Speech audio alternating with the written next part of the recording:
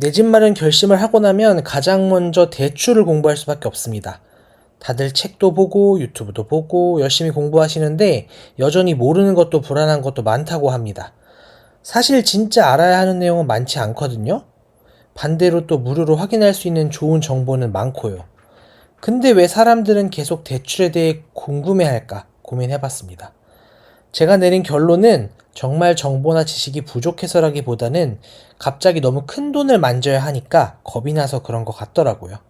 그래서 오늘은 대출 관련해서 무주택자분들이 할 만한 질문들 10가지 정리해봤습니다. 이미 사실 대출의 전반적인 내용은 이 화면에 있는 영상뿐만 아니라 다른 영상 중간중간에 포함해뒀으니까 이 부분들은 참고해보시면 좋을 것 같아요.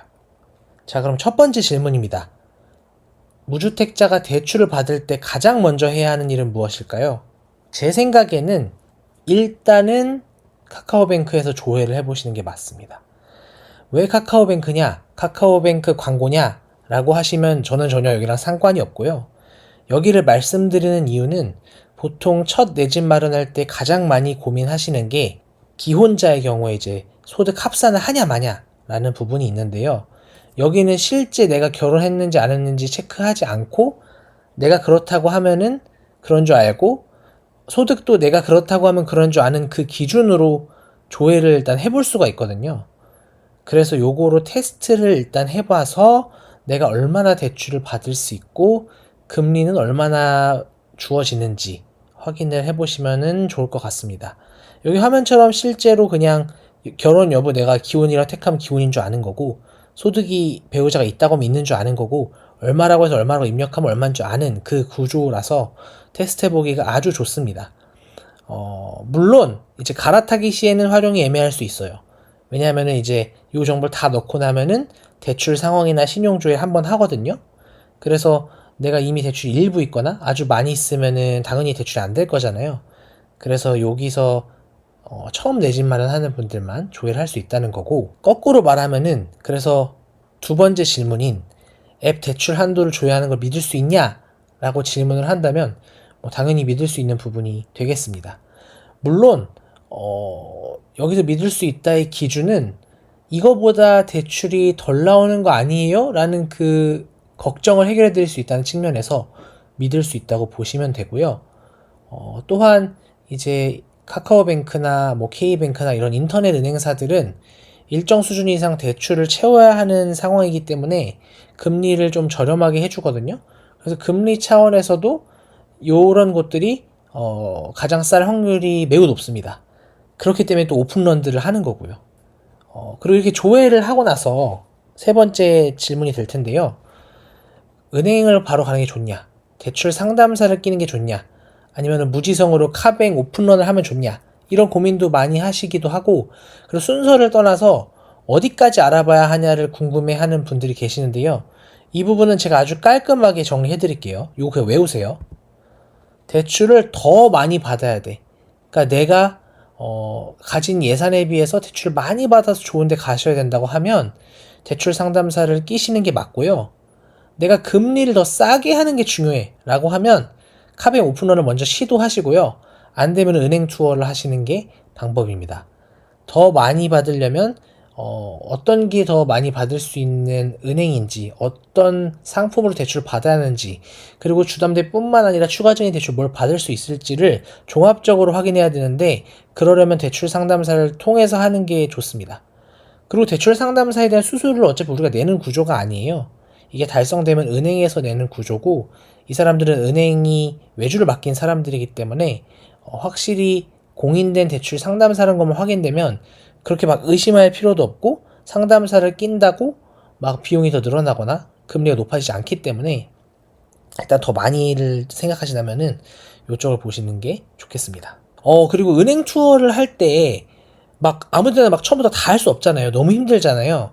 그래서 힌트를 찾을 수 있는 방법이 있어요.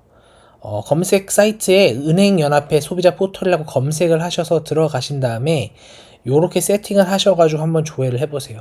그래서 대출금리가 노출되는 그 정보가 있을 텐데 거기에는 뭐 특약이 붙으면 뭐 더 싸지고 이런저런 디테일한 조건이 있을 수 있겠습니다만 어쨌거나 기본적인 추이를 볼 수 있어요. 어떤 은행이 지금 좀 싸게 줄 것 같은지가 나오기 때문에 조회를 한번 하시고 여기서 싼 곳들을 찾아가지고 거기 먼저 은행 투어를 하시는 것을 강력하게 추천드립니다. 자, 네 번째 질문.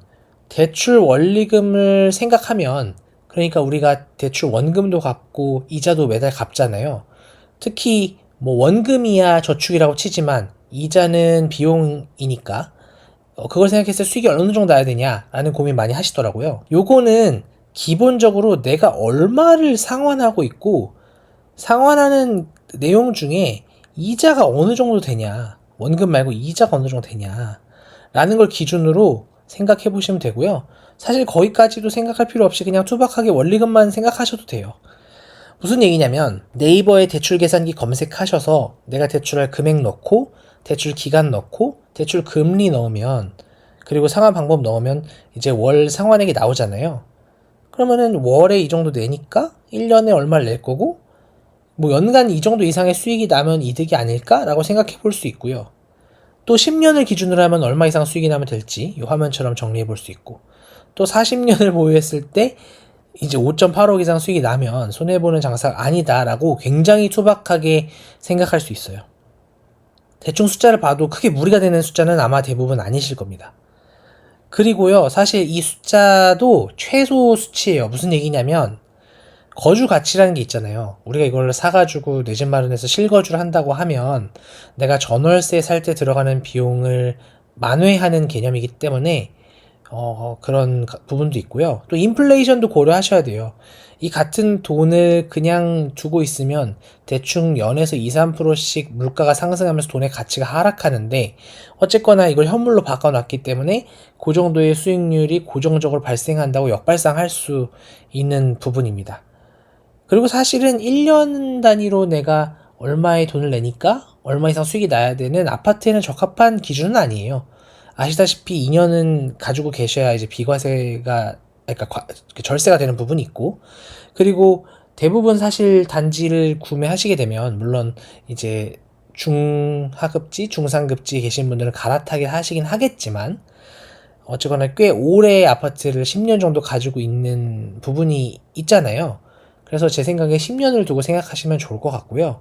그리고 어떤 아파트가 엄청 특출나지 않고 그냥 전체 시장의 어떤 흐름을 주식으로 치면 지수를 따라가는 정도라고 가정하면 10년에 2배 정도의 어떤 가격 상승이 보통 있어 왔어요, 그동안. 그럼 그렇게 계산하면 뭐 이제 6억을 빌리신 분 같은 경우에는 이제 원금까지 포함해서 3억 이상의 수익이 나면은 이제 똔똔인 건데, 사실 2배 가면은 이거 이상 무조건 수익이 나는 구조거든요. 그래서 이 부분에 대해서는 너무 민감하게 생각하실 필요 없을 것 같습니다. 자, 5번째 질문. 체증식, 원리금 균등, 원금 균등 이거 많이 물어보시고 제가 영상에서 이미 다뤘다고도 말씀드렸는데요. 이 부분은 조금 같은 내용이지만 한 번 더 정리를 해드릴게요. 통화 공급량이라는 게 있습니다. 돈은 계속 찍어낼 수밖에 없어요. 돈이 늘어나면은, 돈의 공급이 늘어나면은 당연히 이제 돈이 시장에 많이 풀리는 거니까 돈이 흔해지는 거고, 흔해지면 가치가 떨어지는 거니까 그럼 돈의 가치는 떨어지는 거고, 그만큼 물가는 오르는 거죠. 왜냐하면은 돈의 가치가 떨어지니까 같은 걸 사기 위해서 더 많은 돈이 필요해지는 부분이잖아요. 그래서 이 관점으로 생각을 해보면 현금 가치는 장기적으로 계속 떨어지기 때문에 최대한 천천히 상환하는 게 좋다라는 것이 체증식 거치 기간을 두고 이제 원리금 균등 상환하는 요 형태가 될 거예요. 그러니까 거시 경제와 연결해서 봤을 때 대출은 많이 받아서 나중에 갚는 게 유리한 거죠. 마치 어떤 국가의 장기 채권도 그런 개념이잖아요. 당장 해야 하는 어떤 국가적인 일을 위해서 채권을 발행해서 돈을 사람들한테 꾼 다음에 30년 뒤에 막 갚아버리는 뭐 그런 개념인 거고요.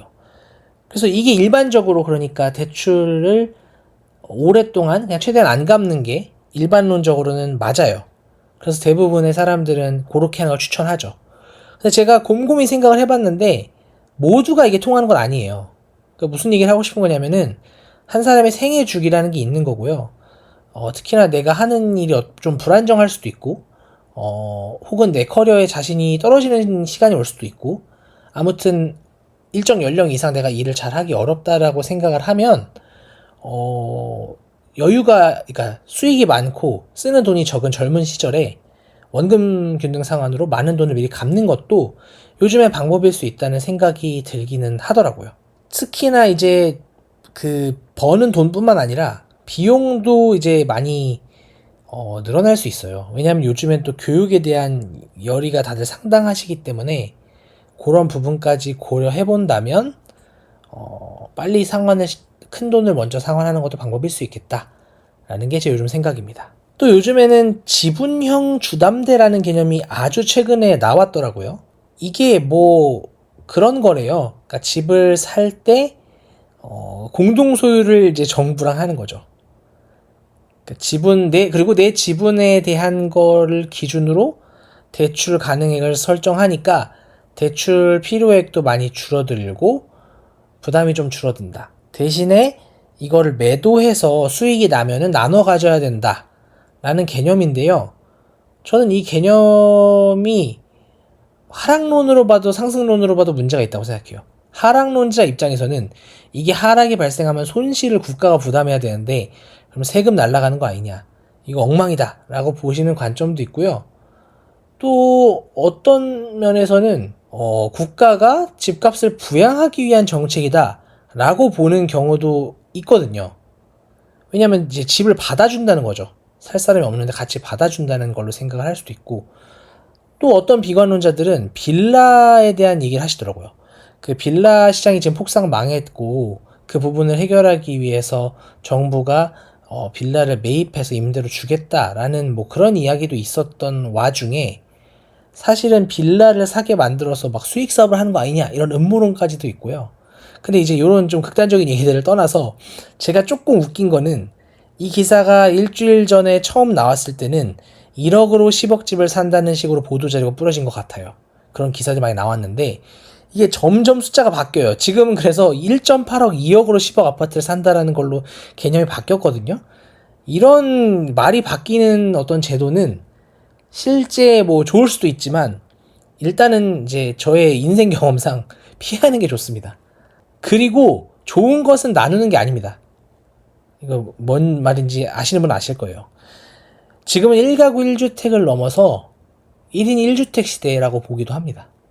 제가 좋아하는 이상우 대표님이 많이 하시는 말씀인데요. 1인 1주택 시대까지 나오는 이 마당에 온 가구의 어떤 자산과 대출을 끌어당긴 집을 매수하는데 정부와 함께 한다? 뭔가 이게 사유재산을 다루는 투자에 맞는 개념인지 저는 잘 모르겠습니다. 그래서 저는 앞에 말 바꾸기도 의심스럽고 그리고 좋은 것, 그러니까 자산은 나누는 게 원래 아니기 때문에 관심 끄시는 걸 추천드립니다. 자, 그리고 진짜 많이 하는 질문이죠. 저는 도대체 대출을 얼마 받아야 하나요? 너무 많이 하신 질문입니다. 그래서인지 부익남님이 어떤 영상에서 이 기준을 얘기하셨고 이것 때문에 많이 욕을 드신 걸로 알고 있습니다. 왜냐하면 너무 보수적이라서 그래요. 요즘 사람들 시선에서요. 그러니까 이분은 연봉 곱하기 10이 최대치다 라고 표현을 했고요. 적정치는 그거보다 적어야 된다고 했고요.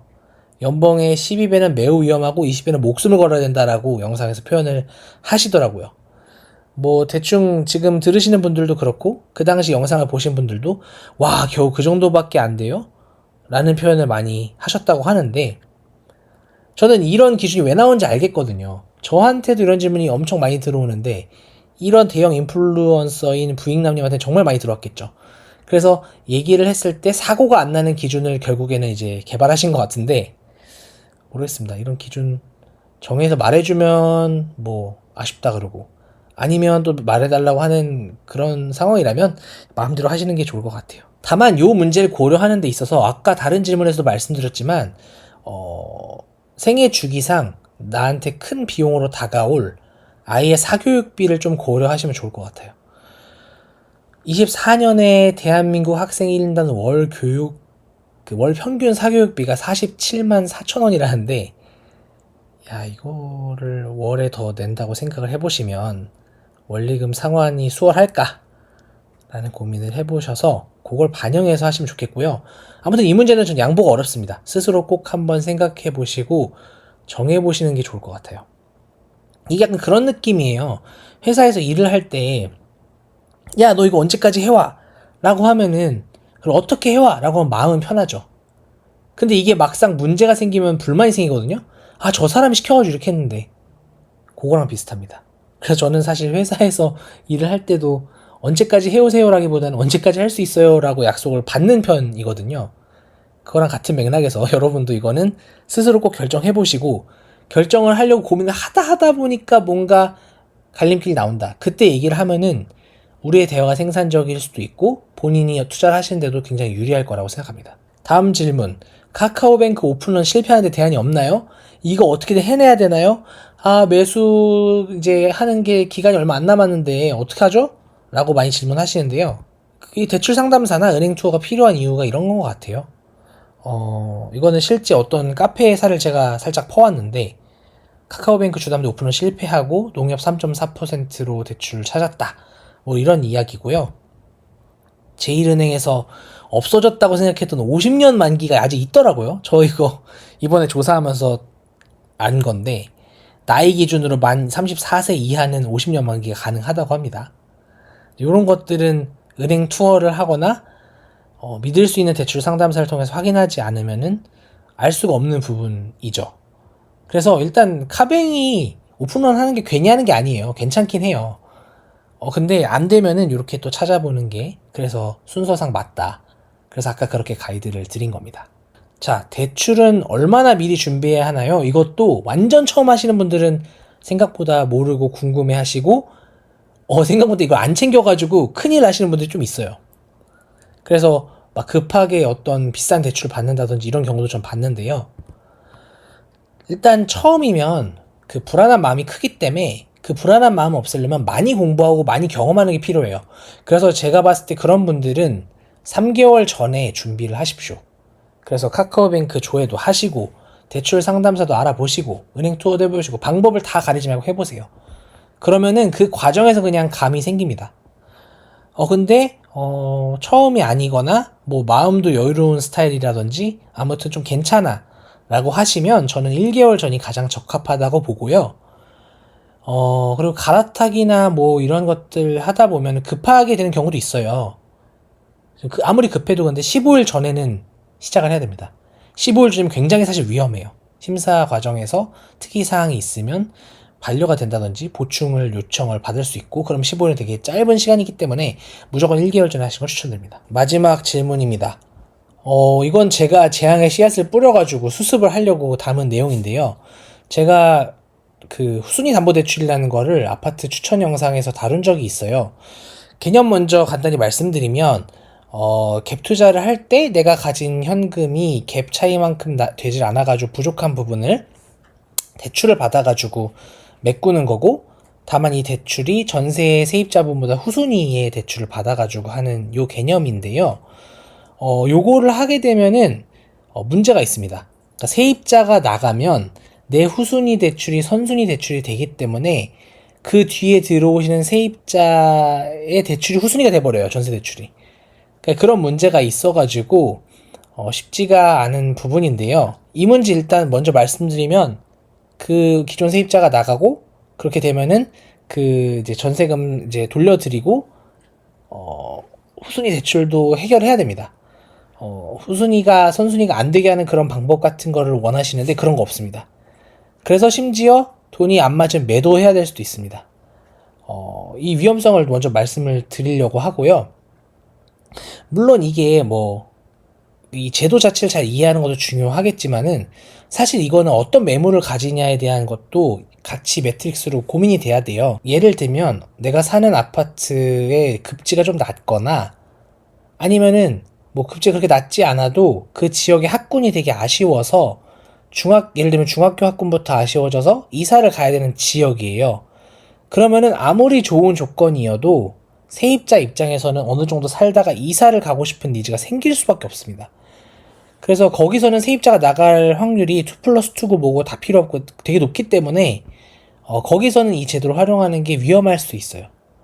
반대로 급지가 아주 높거나 아니면 급지가 그렇게 높지 않아도 학군이 되게 잘 발달된 곳이라고 하면 사실은 아이를 오래 거기서 키우면서 거주하실 확률이 있거든요.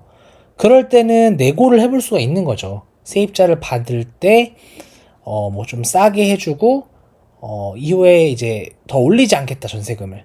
이런 식의 협의를 하고요. 그리고 이제 후순위를 한다라는 거를 이제 고지를 하는 겁니다. 요즘에 또 은행들 중에 아닌 곳도 있지만 꽤 많은 곳들이 후순위를 받을 때 세입자의 동의를 받도록 권장하고 있기 때문에 이런 절차들이 상당히 중요하고요. 그래서 이 제도는 굉장히 잘 이해를 하고 써야 되는 부분이 있어서 많이 공부를 해보시는 걸 추천드리고, 그리고 이 전략 꼭 써야겠어 라고 하면 저한테 이제 제가 운영하고 있는 프로그램 통해서 문의를 주시면 제가 매물 단위로 잘 정리해서 해결을 해드리도록 하겠습니다. 그래서 오늘 10가지 무주택자분들이 궁금해할 만한 대출에 대한 것들을 다뤄봤는데요. 이게 사실 이미 다 있는 내용이고요. 흔히 찾으면 나와요. 그치만 다시 정리한 거는 이렇게 깔끔하게 다시 답변을 드림으로써 확신을 가지고 두려워하지 않고 잘 어떤 내 집 마련 준비를 하실 수 있길 바라는 마음에서 정리를 했습니다. 그리고 고정한 댓글에 제가 영상 하나 남겨놨어요. 그거 확인해 보시면 대출뿐만 아니라 전체적인 내 집 마련 프로세스 다시 한번 체크하실 수 있고요. 무료 영상이니까 부담 없이 시청해 보시면 크게 도움될 것 같습니다. 지금까지 소심자였고요. 좋아요랑 구독을 많이 해주시면 또 나중에 저를 잊지 않고 제가 매주 올린 영상들을 잘 확인하실 수 있으니까요. 꼭 그렇게 해보시는 걸 추천드리겠습니다. 이번 주도 고생하셨고 다음 주도 화이팅입니다. 감사합니다.